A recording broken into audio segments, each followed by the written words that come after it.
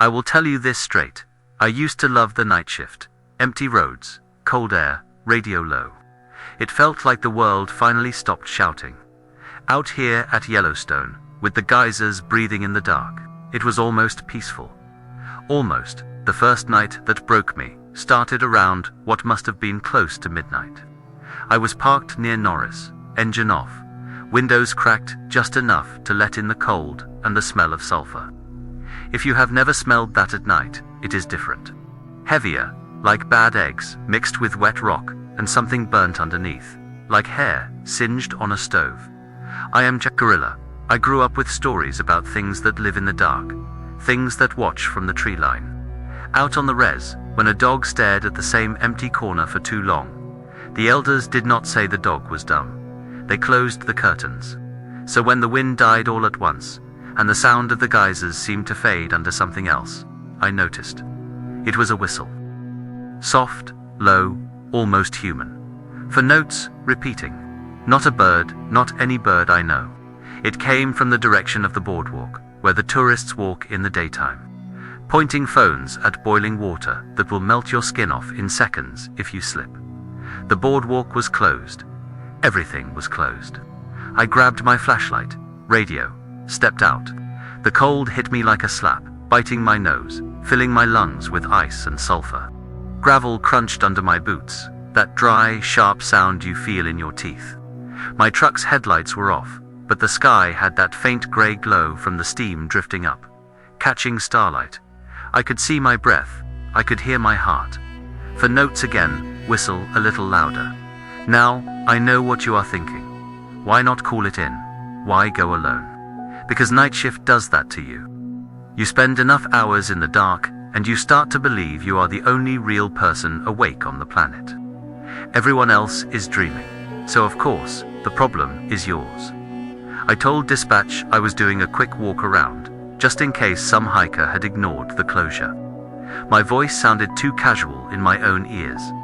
They logged it, said to check back in 15 minutes. The boardwalk would felt solid under my boots. One step, then another. The steam moved like slow ghosts over the pools, thick and white, lit from below by the strange bluish glow of the water. Every little drip, hiss, and sputter was louder in the dark. The smell of sulfur made my eyes sting. Park service, I called out first, then corrected myself. Police. If anybody is out here, you need to answer me. The area is closed. No answer. Just the whisper of steam. Then, whistle. For notes, right ahead. Too close. The sound did not echo. It felt like it was inside my head and outside at the same time, like something whispering into both ears at once. You ever feel that? That feeling that a sound is behind you, even when you know it is not. I swung my flashlight around. The beam cut through the steam and came back with nothing. Wooden railings, wet boards, shifting white.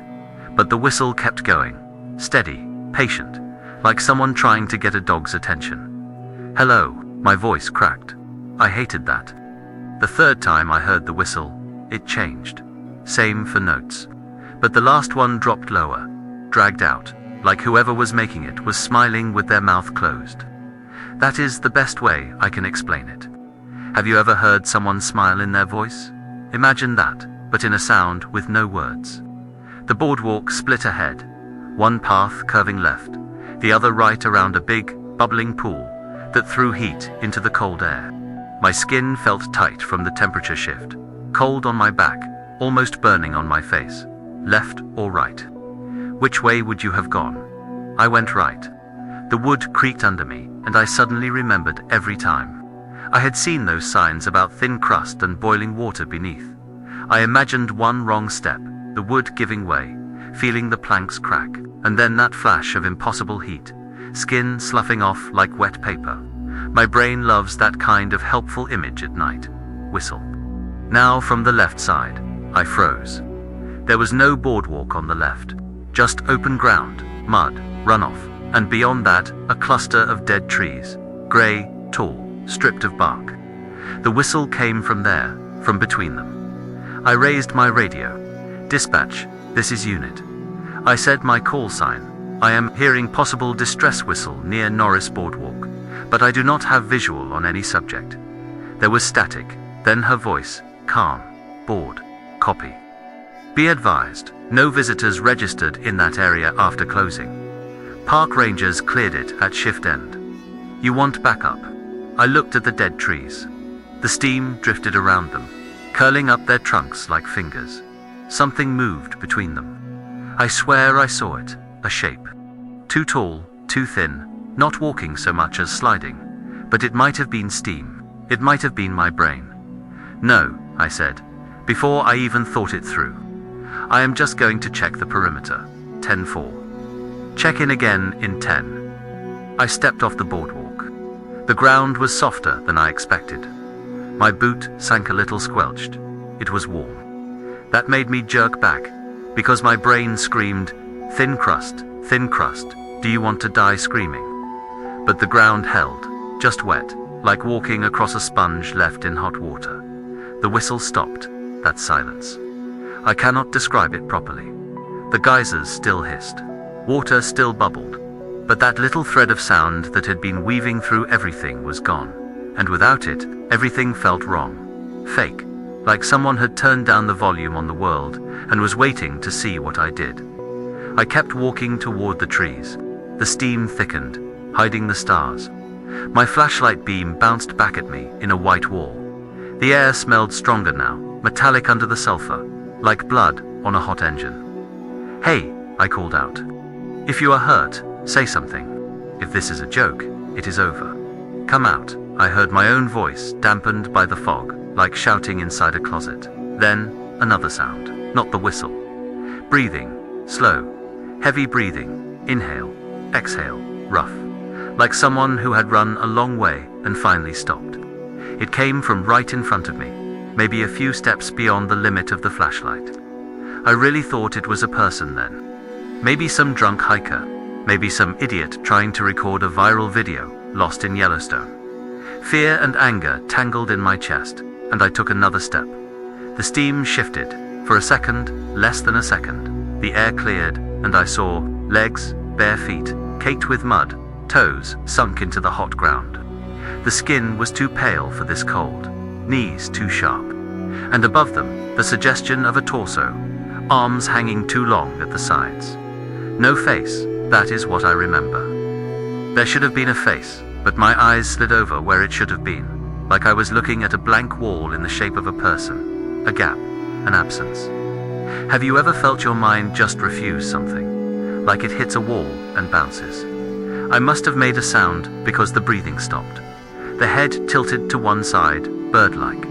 Then, my grandmother's voice, baby, she said, in Jicarilla, clear as if she was standing right next to me. Come closer. Your eyes are always so sharp. Come, show me what you see. My throat tightened. My flashlight shook. My grandmother had been dead for years. Do not play with me, I whispered. And I think I was talking to whatever that thing was, and also to myself. The voice came again, softer now, coaxing. Come here, come here. You know me. I took one step backward. The ground under my foot gave a little. Warm water seeped into my boot, burning hot, making me hiss in pain. I looked down for half a second, and when I looked up, the steam had closed again. The shape was gone. Nothing but white. Nothing but hiss and stink. The whistle started again, but this time it came from behind me. I ran. I did not even pretend to walk fast. I turned, stumbled, nearly slipped, my boot sloshing, the hot water cooling fast into icy liquid that bit my toes. Every step felt like it was on the edge of something thin. I could feel heat under the soles of my boots. My breath rasped loud in my ears, and under it, the whistle followed me. 4 notes, over and over, never changing, never getting closer or farther away. Just there.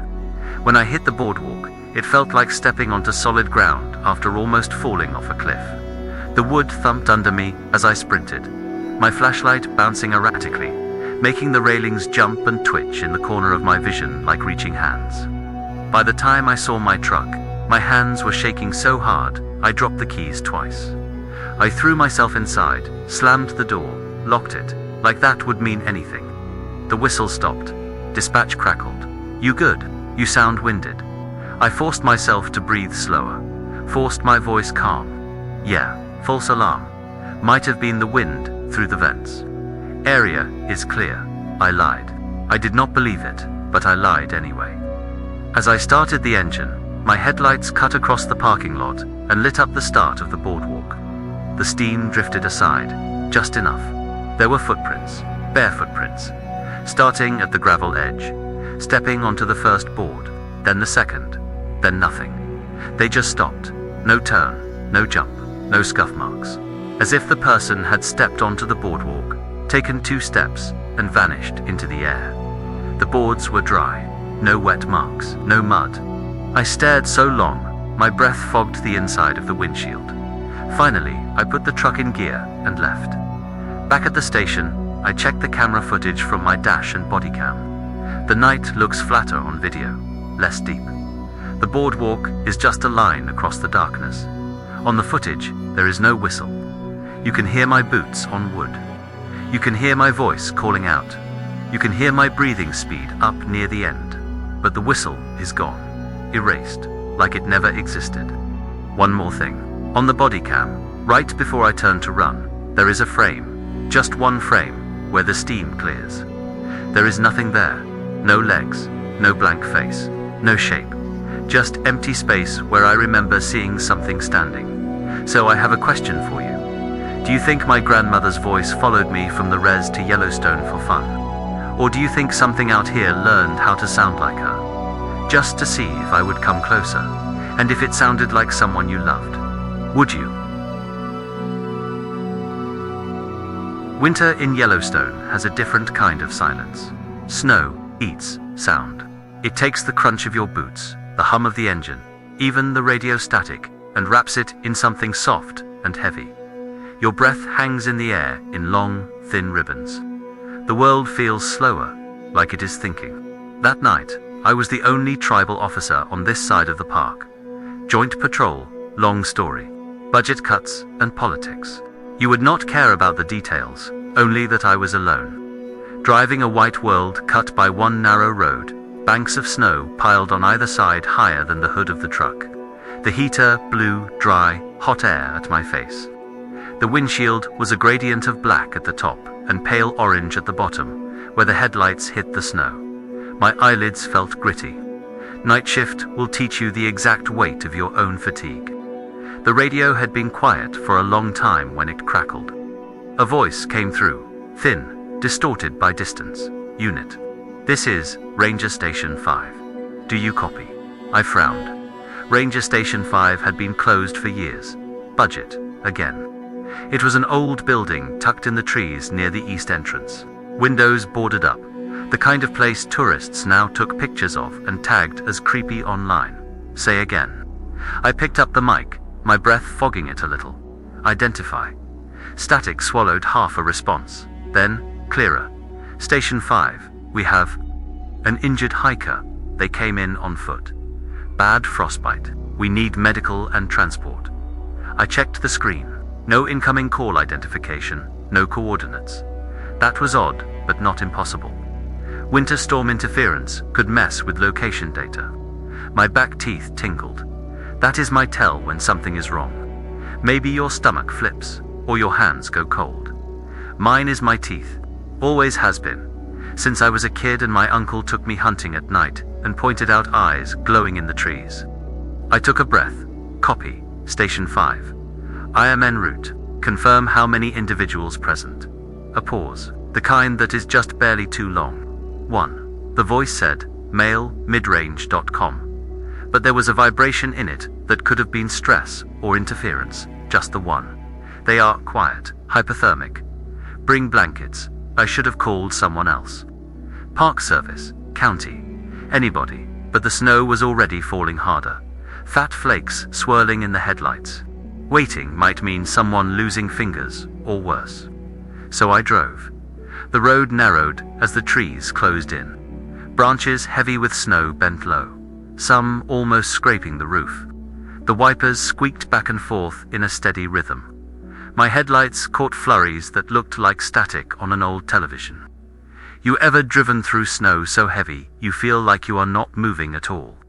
Like you are stuck inside a tunnel of white, and the world outside does not exist anymore. By the time I saw the turn-off for Station 5, my shoulders were tight and my eyes burned from staring too hard. The driveway had not been plowed. That is what made me stop. The snow at the entrance was untouched. No tire tracks, no footprints. Just a smooth, untouched blanket leading into darkness. The hair on the back of my neck tried to stand up under my jacket. I grabbed the radio again. Station 5, this is responding unit. I am at your access road. Snow is Can you confirm your location? Silence. Then, a burst of static, like someone dragging a metal chain across the inside of the speaker. My wince was a full-body thing. Then, soft, close, like the voice had leaned right against my ear. Inside. Come in. Hurry. The heater suddenly felt too hot.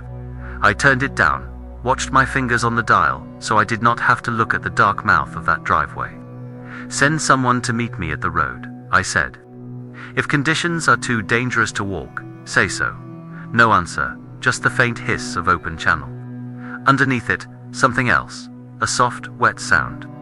At first, I thought it was more static, but the longer I listened, the more it sounded like teeth chattering. Slowly, 3 clacks, pause, 3 clacks, pause. I put the truck in park, took the keys out. The engine ticked as it cooled, loud in the cab.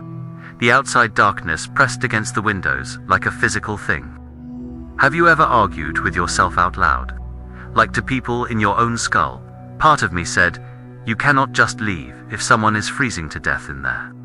Another part said, the building is closed. The driveway is untouched. Something does not line up. I compromised with myself. I would walk just far enough to see if there were fresh footprints closer in. If not, I would call it in and wait. So I stepped out. The cold hit like a wall. It knifed through my jacket, filled my lungs, clung to my eyelashes. My breath came out in thick clouds that immediately tried to freeze to my own face. Snow crunched under my boots, that deep, compressed sound, like biting into a crust of bread. I shone my flashlight down the driveway. The beam reached only so far before the snow swallowed it, but in that circle of pale light, all I saw was untouched white. No path, no tracks. No sag where someone walked and the snow settled after. I walked forward anyway. The first step sank almost to my shin, powdery at the top, heavier underneath. My knees protested. Cold seeped in around the edges of my boots. The forest on either side was a wall of dark trunks, branches heavy with snow that occasionally dumped a load with a sudden hoomph that made me flinch. Station 5, call out if you can hear me, I said. My voice felt flat, absorbed by the snow. Silence, then my radio crackled, but not in my hand. The sound came from ahead, from the trees. It took my brain a second to understand.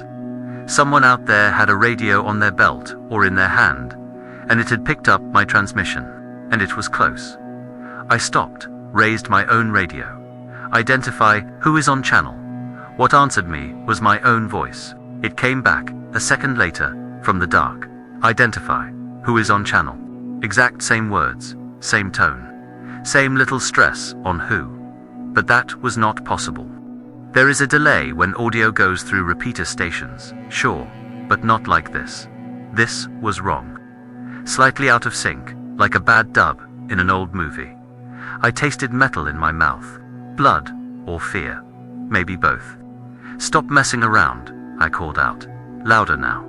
If you are out here, show yourself. I will not ask again. My own voice answered again from the trees. A little warped this time, like someone trying to mimic me and getting tired. Stop messing around. If you are out here, show yourself. I will not ask again. The last sentence cracked in the middle, the pitch dropping too low, like a tape player running out of batteries. Have you ever heard yourself from outside your own body? Recordings never sound like you think they do. Imagine that, but stretched and wrong, echoing in a frozen forest. Something moved between the trees. I did not see a shape, exactly. More like the snowflakes changed direction round something swirling strangely, leaving a faint tall hole in the curtain of falling white. My left hand went for the grip of my sidearm out of habit. I did not draw. There is a line you do not want to cross until you absolutely have to. There are too many ways for that to go bad. Last warning, I called. My breath came out faster now. Steam from a boiling pot. Identify yourself. The voice answered again. Not mine this time. Not the ranger from the first call either. This one sounded like a child. Young, cold. Little gasps between each word. Help. Me. Behind the words, I could hear the chattering teeth again. 3 clacks. Pause. 3 clacks. Like it was counting something. Snow brushed my cheek. It took me a second to realize it was not falling. It was blowing sideways, pulled past me toward the trees, like the storm wanted to go in there, toward that almost shape. I took one step back, then another. In my peripheral vision, at the very edge of the flashlight beam, I caught a glimpse of something on the surface of the snow, half buried.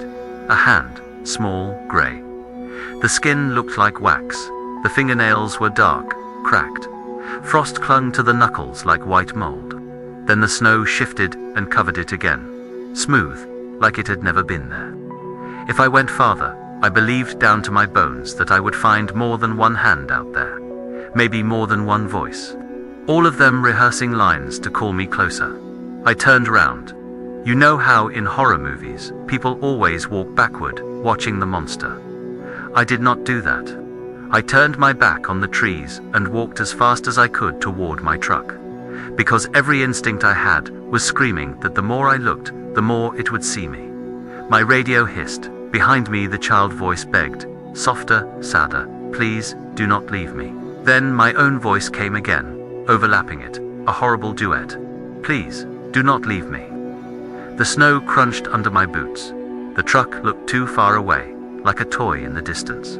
The muscles between my shoulder blades crawled, waiting for a hand to grab the back of my jacket. Nothing grabbed me. I reached the truck. I yanked the door open with clumsy, numb fingers, climbed in, slammed it shut. The radio went dead. No hiss, no static. Just a faint click as the channel closed.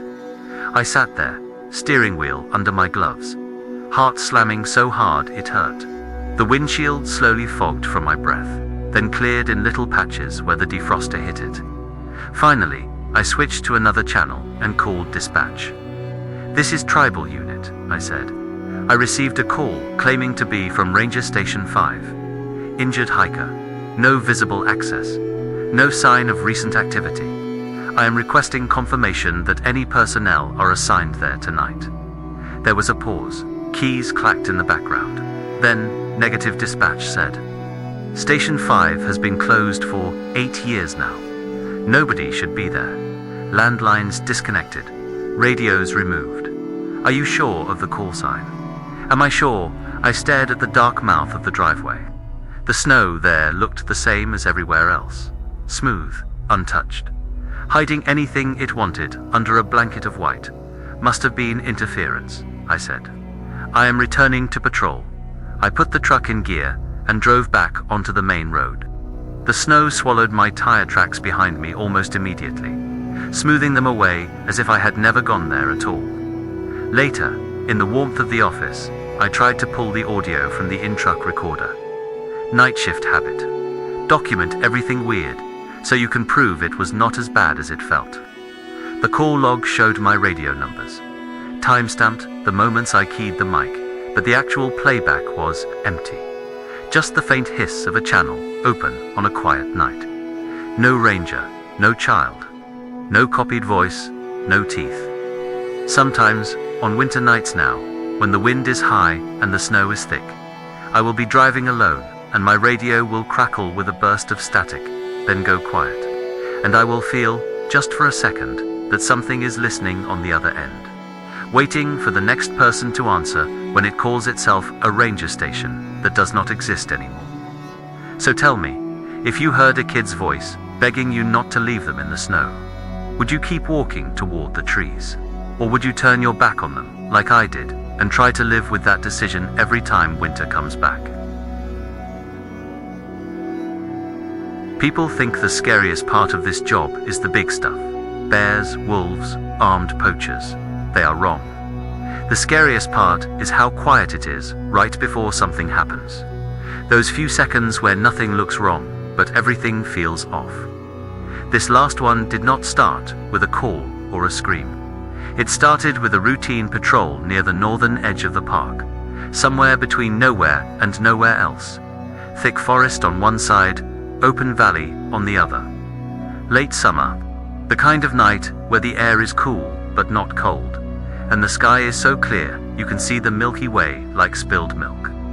I had the window half down, the smell of pine and dust mixed with that faint rotten egg note from a far-off hot spring. Crickets sang in the grass. Somewhere in the distance, an elk bugled, a weird, beautiful sound that always manages to be both majestic and a little stupid at the same time. The road climbed slowly onto a ridge. From up there, you can see the dark shapes of the hills rolling away forever, broken by strips of lighter meadow that glow a little under starlight. It is beautiful. It is also the kind of place where you can feel very, very small. As I came round a bend, my headlights swept across the overlook turnout. Gravel lot, wooden guardrail, informational sign about the valley, and a person standing at the edge, facing the drop. My foot hit the brake before I even registered it consciously. The truck slowed, tires crunching on gravel. My hand went to the radio. I have a pedestrian at Northern Overlook. I am making contact. They were not supposed to be there. The overlook was technically closed after dark, though the gate on the road here, let us just say the budget never quite reached the padlocks. I pulled into the turnout, angled the truck so my headlights lit up the figure. It was a man, tallish, wearing what looked like a ranger jacket, dark green.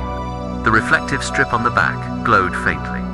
He did not turn when I opened my door, just kept looking out over the valley, hands resting lightly on the top of the guardrail. The night air was cooler up there. It slid under my vest and made goosebumps rise along my arms. The smell of sagebrush from the valley below mixed with pine. Somewhere, a coyote yipped. Evening, I called out. Area is closed after dark, sir. I am going to need you to step back toward the parking lot. No response. You ever talk to someone and instantly feel like you are interrupting a conversation they are already having with themselves? That is how it felt. I walked closer. The gravel shifted beneath my boots, little stones rolling. The headlights pushed my shadow long and thin across the lot. The crickets had gone quiet. I noticed that and wished I had not. Sir, I said again, closer now. For your safety, I am going to ask you to step away from the railing. He moved. Not much. Just a tilt of his head, a few degrees to one side, like he was listening to something below in the valley. His hands tightened on the wood. His shoulders rose and fell in a slow breath. I came up to stand a few feet beside him, angled so I could see his profile. The brim of his hat shadowed his face, but I could see a strong nose, lines around the mouth, a jaw bristled with a day or two of stubble. Normal guy, normal jacket. Until I looked down. His boots were dusty. That is fine. Mine were too. But the dust on his boots did not look right. There was something pale in it, clinging to the creases in the leather. Not dirt, something finer, like ash. The smell hit me then, very faint, under the pine. Coal smoke and something sweet, like burned sap. I knew that smell, from wildland fire briefings. From seeing the aftermath, black earth and white flakes that crumble like paper when you touch them. Did you hike up from the valley? I asked. Trail is closed. He finally spoke. His voice was low, a little hoarse, like it had not been used in a while. I came the same way you did, he said. I glanced back at the road. There had been no car at the turnout when I arrived. If he had walked up behind me, I would have seen him in the rear view. Would have heard gravel, crunch, something. How long have you been up here? I asked, keeping my tone conversational. The way we are trained, make it human, keep it calm. He shrugged one shoulder. The fabric of the jacket made a faint, stiff sound, like old canvas. A while, he still had not looked at me. His eyes were fixed on the valley below, where the grass rippled in a wind I could not feel. "Look," I said, and I felt a little ridiculous, explaining park rules to this stranger who might be high, might be lost, might be dangerous in ways I could not see. "I get it, the view is nice at night, but I need you to come with me, all right? We can talk about how you got here, make sure you are okay." He smiled. It was small, barely there, but I saw it tug at the corner of his mouth. "You do not remember me," he said. That made me pause. I searched his face under the brim of the hat. The shadows hid his eyes. There was something familiar about the line of his nose, the way he held his shoulders, but I could not place it. One of the rangers, a local, someone from a briefing. "I am sorry," I said, and meant it. "Have we met?" He chuckled, very softly. "No humor in it, once," he said. "On a night like this, you were lower down, though smoke was thicker. Traffic was backed up all the way to the junction. My throat went tight. Years ago, before I transferred fully onto tribal detail, I had been pulled in to help with an evacuation during a fire that jumped a ridge near the park. It had been chaos, ash in the air, embers flying like fireflies. Cars packed with tourists, engines overheating as they crawled along a road lined with trees that might ignite at any second. I remembered directing people, waving them through, my bandana pulled up over my mouth, the world reduced to flames and headlights. I remembered, in flashes, faces passing by. Fear, exhaustion, anger. There had been one truck, old, beat up.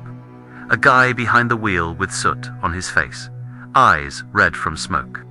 He had argued with me, shouting over the roar of the fire.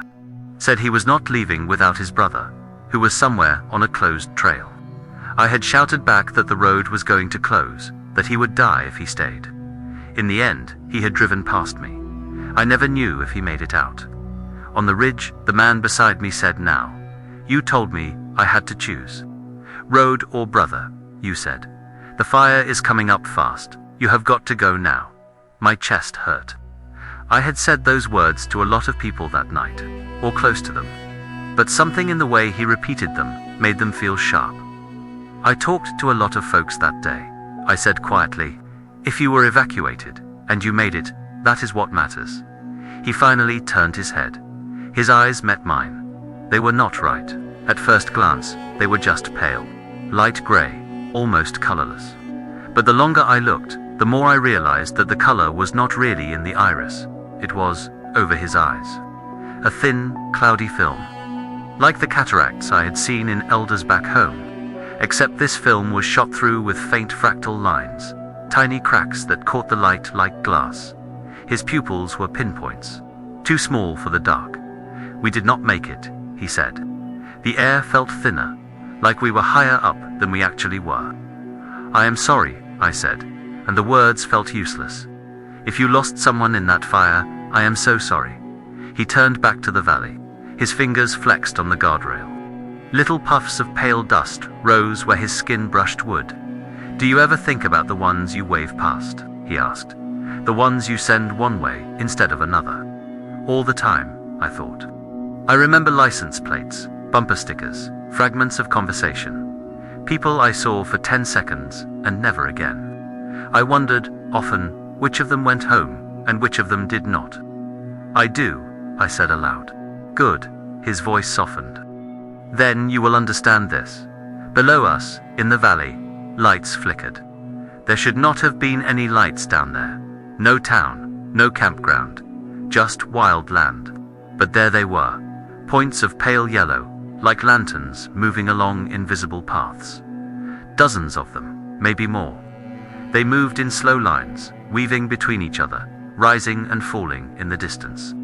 From up on the ridge, they looked like fireflies, or embers carried on a wind I could not feel. I swallowed hard. My body was very still. My skin felt too tight. "What is that?" I asked.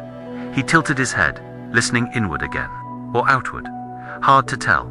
Every choice you make sets a path," he said. "Up here, you can watch where they go."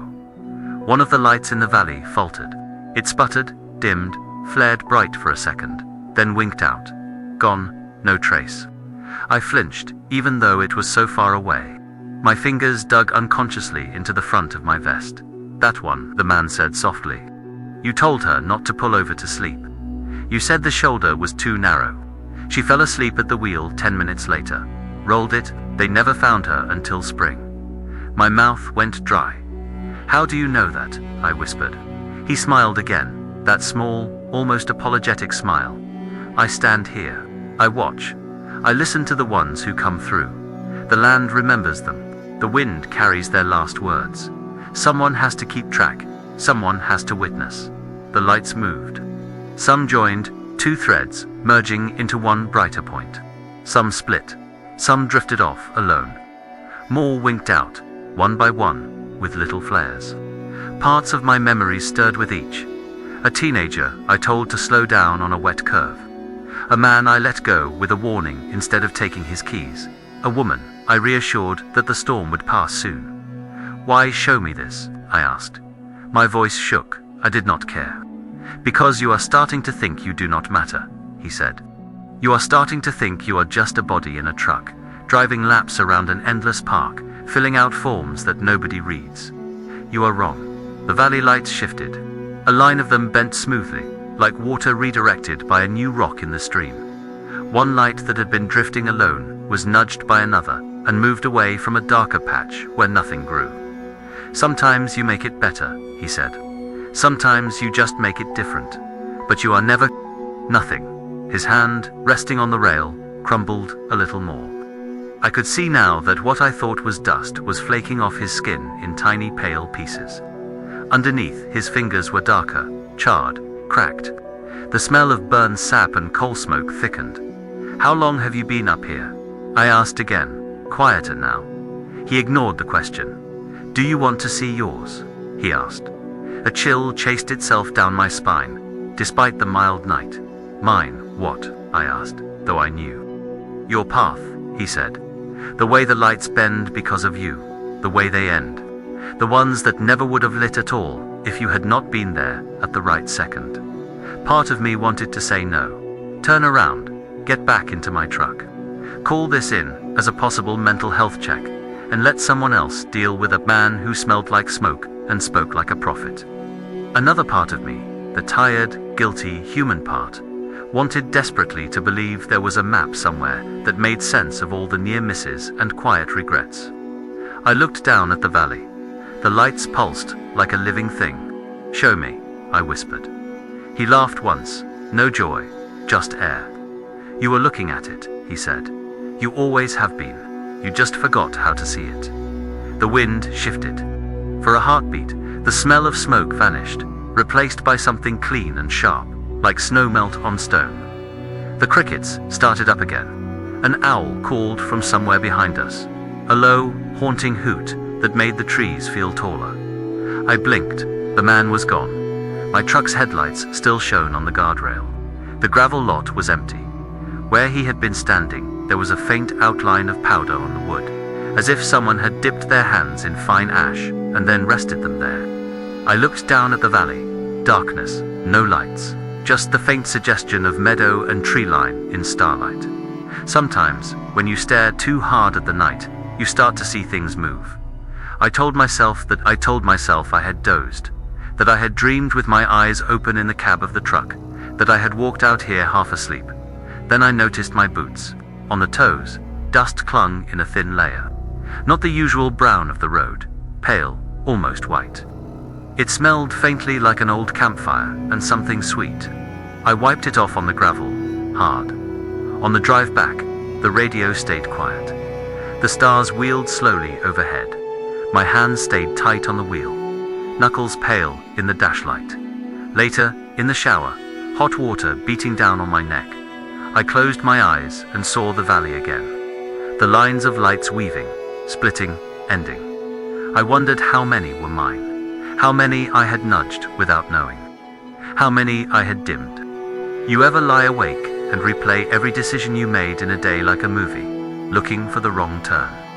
Now, when I do that, I feel like I am parked back on that ridge, watching the lights shift with every tiny choice. Turn left, turn right, give a warning, write a ticket. Say you are good to drive, or hand me your keys. Maybe it was just a tired brain and wildfire memories. Maybe it was something older, standing watch where the land remembers every footstep. But next time you pass a cop or a ranger or some tribal officer waving you through in the dark, ask yourself this: if there really is someone up on a ridge, counting the lights that go out because of what we do or do not do you think they are watching you too? And if you knew, for sure, that one sentence from a stranger could bend your whole path, would you listen any differently?